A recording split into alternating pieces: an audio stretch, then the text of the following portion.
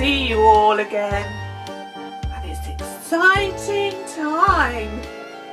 It's nearly Chanukah.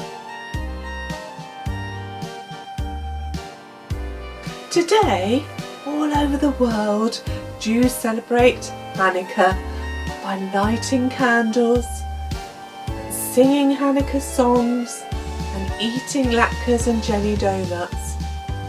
Latkes and donuts are prepared in oil and remind Jews of the Chanukah miracles.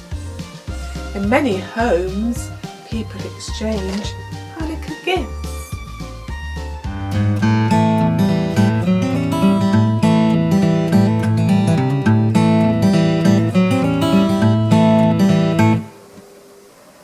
I have some signs for you today to help you celebrate Chanukah. First sign. Happy. Happy. Second sign. Chanukah.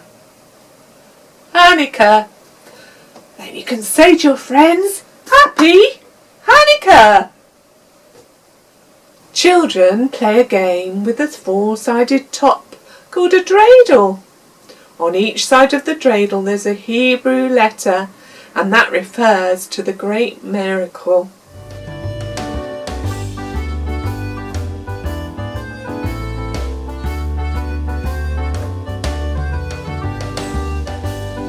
Dreidel.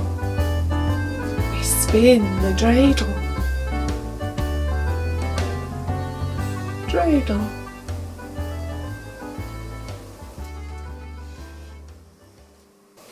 Eat chocolate. Money, called Chanukah guilt. We eat chocolate. Money, called Chanukah guilt.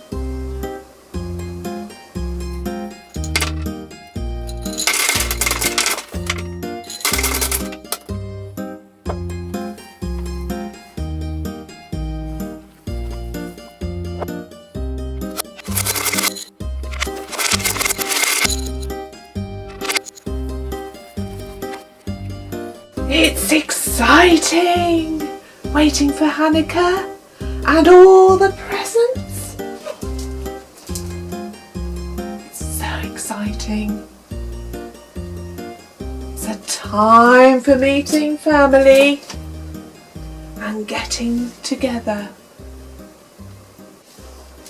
On each night of Chanukah, a candle is lit on the menorah until all 9 candles are burning.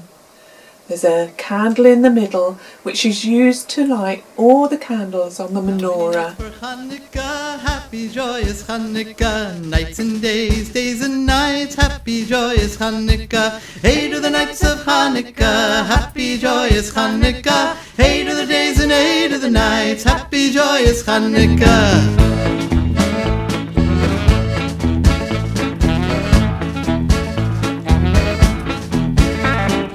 How many candles do I light? Happy joyous Chanukah. 8 are the candles you should light for happy joyous Chanukah. Hey to the nights of Chanukah, happy joyous Chanukah. Hey to the days and hey to the nights, happy joyous Chanukah.